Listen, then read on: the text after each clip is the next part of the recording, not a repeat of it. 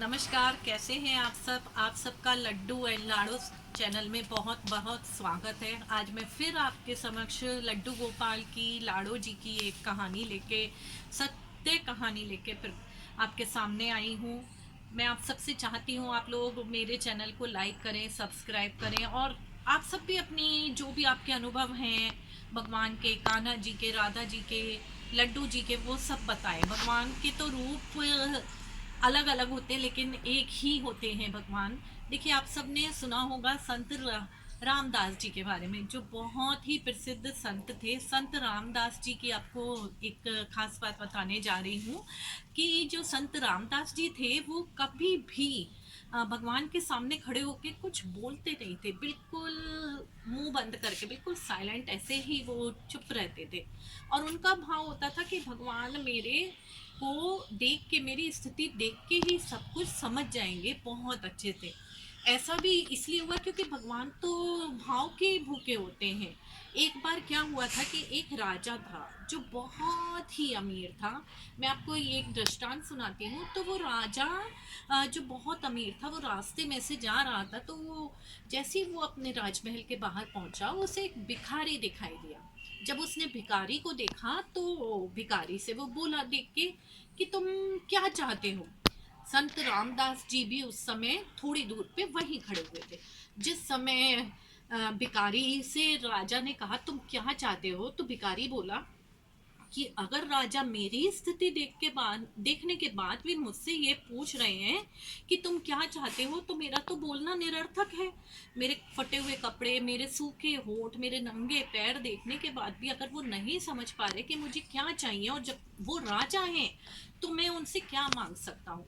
जिस क्षण उस भिखारी ने ये शब्द कहे, उसी समय से संत रामदास जी ने ये संकल्प कर लिया कि आज के बाद मैं कभी भी भगवान के सामने खड़े होके, चाहे वो मंदिर में जाऊं, चाहे भगवान के सामने घर पे खड़ा हूं, मैं कुछ भी नहीं बोलूंगा।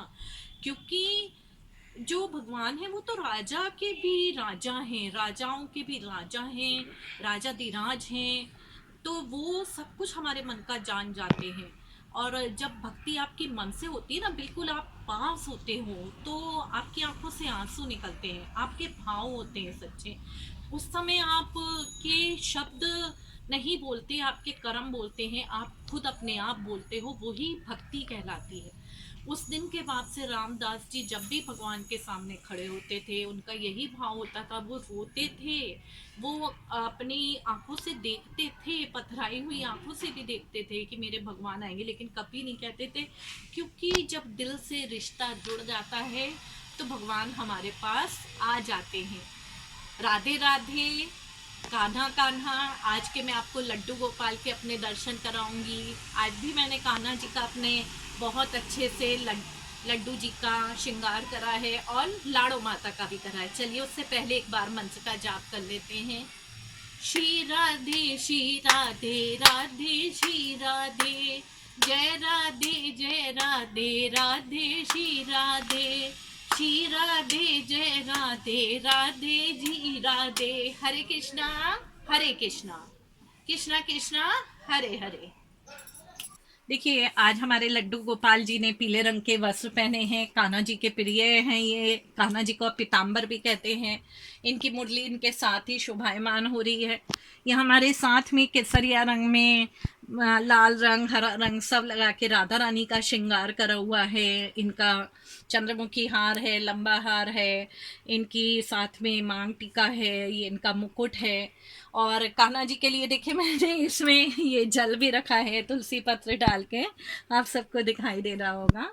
और फल भी हैं। कान्हा जी को सुबह आज दूध का भोग लगाया था, और इसके अलावा कान्हा जी ने खाना भी खाया। अब शाम हो गई है तो शाम की इनकी सेवा में दूध का भोग लगेगा। तो आप सब आशीर्वाद दें लड्डू गोपाल जी को, और आप सबसे यही कामना करूंगी हर घर में लड्डू और लाडो जी आए, सब श्री राधे लिखें। प्लीज़ लाइक एंड शेयर करिए, सब्सक्राइब करिए मेरे चैनल को। मैं चाहूंगी सबको कान्हा जी की ये सत्य कहानियां पता लगे, और आप अपने अनुभव, अपनी कहानियां भी बताइए जो मैं इस ग्रुप में डालूंगी, या जो भी आप चाहते हो बताइए। चलिए एक बार फिर से बोलते हैं, श्री राधे श्री राधे राधे श्री राधे, जय राधे जय राधे राधे श्री राधे, हरे कृष्णा हरे कृष्णा कृष्णा कृष्णा हरे हरे, हरे रामा हरे रामा, रामा रामा हरे हरे। राधे राधे।